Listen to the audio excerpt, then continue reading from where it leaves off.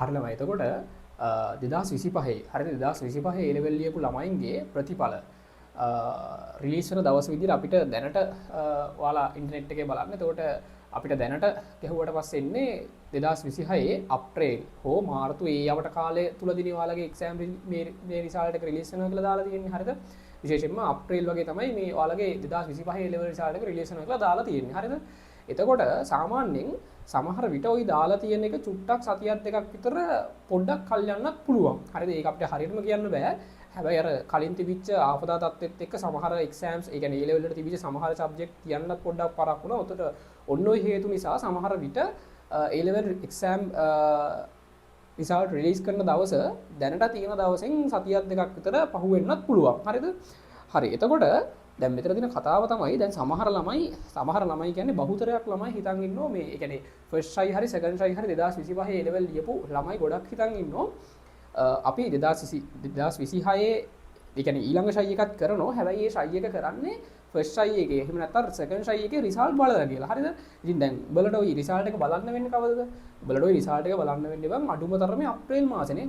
දැන් අප්‍රේල් මාසෙනු සතියක් දෙකක් කල් යන්න පුළුවන්. හරිද?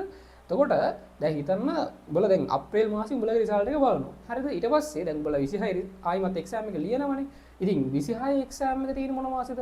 දැනට අපිට දැනට දාලා දෙන ටයිම් ටේබල් එකට අනුව අගෝස්තු මාසෙ තමයි තියෙන්නේ. හරිද? ඒතර අපිට ඒක කල් යනවා කියලා හරියටම කියන්න බෑ. හරිද? සමහර විට සතියක් දෙකක් කල් යන්නත් පුළුවන්. ඒනට ඒක හරියටම කියන්න බෑ. ඒනට ගොඩක් දුරට මට නම් හිතෙන්නේ මේ අවුරුද්දේ අගෝස්තු මාසෙම තියයි. ඒකට හේතුව දැන් අවුරුදු ගාණක් තිස්සේ ওই ગેප් එක මගහරින්නනේ රජයෙන් මේ වැඩේ කරේ. හරිද? එතකොට ওই ඒ හේතුව නිසා යාළුවෝ මනාවක් තියෙනවා අගෝස්තු මාසයේ. කියන්නේ හරි විදියටම එක්සෑම් එක ඉස්සරහට තියාගෙන යන්න. ඉතින් ඒතකොට මේ අවුරුද්දේ තෝ කාල් දායි කියන එක අපිට එහෙම එක්ස්පෙක්ට් කරන්න පුළුවන් දෙයක් නෙවෙයි.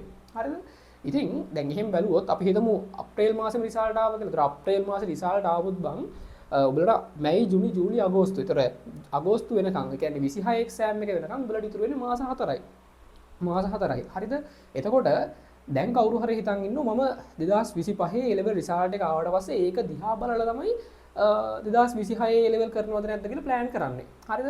ඉතින් මෙහෙම දැන් උඹලට සමහර වෙලාවට 25 රිසල්ට් ආවට පස්සේ හිතෙන්න පුළුවන් මේ එහෙම 26 කරන්න ඕනේ නැහැ. මට මේ ආපු රිසල්ට් එකෙන් මොකක් හරි එකකට යනවා කියලා. දැන් එහෙම වුණොත් අවුලක් නැහැ. හරිද? හැබැයි හිතන්න මේ දැන් උඹලා හිතන් ඉන්නෝ මේ 25 රිසල්ට් එක බලලා තමයි මම යන්නේ. හැබැයි එතෙන්දී ඔයාලට හිතනවා මට දැන් ආයිමත් සැරයක් ඊළඟ ෂයි එකක් 26ක් කරොත් හොඳයි. එතකොට එහෙම කරොත් මට මීට වඩා හොඳ තැනකට යන්න පුළුවන් කියලා ඔයාලට රිසල්ට් එකත් එක්ක හිතනවා. හැබැයි එහෙම වුණොත් මොකද්ද වෙන්නේ? එතෙන්දී ඔයා තීරණය කළා ආයිමත් A level වලට ආවොත් ඔයාලට ඉතුරු වෙලා තියෙන්නේ මාස 4යි. දැන් මාස 4ටත් වඩා බං උතර තියෙන බරපතලම ප්‍රශ්නේ තමයි දැන් උඹලා මාස 6ක් විතර A level වලින් ඈත් වෙලා ඉඳී. එතකොට උඹලා දැන් 25 ලියපු තරම්වත් දැනුමක් අර අප්‍රේල් මාස වෙනකොට උඹලට නැහැ. හරිද? ඒතර ඔන්න ඔය ප්‍රශ්නේ නිසා තියෙන්නෙත් මාස 4යි. ඒතර තියෙන්නෙත් මාස 4යි. ඒ වල කලින් ගේ මොකුත් මතකත් නැහැ. ඔන්න ඔය ප්‍රශ්නේ නිසා කොහොමත් ඔයාලට ගොඩ යන්න දෙන සම්භාවිතාවය ගොඩක් අඩු වෙනවා. හේතුව මාස 4යි ඒ කතන්දර ටික නිසා. හරිද? ඒ නිසා මම කියන්නේ අනිවාර්යයෙන්ම දැන් මේ වෙනකොට කවුරු හරි තීරණය කරලා ඉන්නවනම් A level වලට A level රිසල්ට් ආවට පස්සේ ඊළඟ ෂයි එක කරනවා කියලා. ඒතර ඒක තමයි ඇත්තටම ලොකුම මෝඩ කන්සෙප්ට් එකක්. හරිද? බහුතරයක් ළමයි හිතන් ඉන්නවා එහෙම දෙයක් හරි කියලා. හැබැයි ඉතින් ඒක ඇත්තටම වැරදි. හරිද? ඒක ගන්න තියෙන මෝඩම ඩිසිෂන් එකක්. හරි. එතකොට දැන් එහෙම ළමයෙක්ට දැන් ඇත්තටම ගත්තොත් ළමයෙක් A level ඉවර වෙච්ච ගමන්ම තමයි පටන් ගන්න ඕනේ. හරිද? හැබැයි දැන් A level වලට මාසයක් වගේ නේ ඔයාලට ගත වෙලා තියෙන්නේ. ඉතින් මාසයක් කෙනෙක් තරක් නෑ. ඔයාලා දැන්ම පටන් ගන්න 2026 එක්සෑම් එක. ඒ කියන්නේ මෙහෙමයි. ඔයාලට කන්ෆර්ම් නම් ෂුවර් නම් 2025 ලියපු විදිය MCQ බලුවට පස්සේ ඔයාලට කන්ෆර්ම් නම් ඒ කියන්නේ ඔයාලට යන්න ඕන තැනට ගියා කියලා. දැන් සමහර ළමයෙක්ට මෙඩිසින් ඉන්ජිනියරින්ග්ම නෙවෙයි සමහර ළමයි ඒකේ ටාගට් කරන තැන් තියෙනවනේ.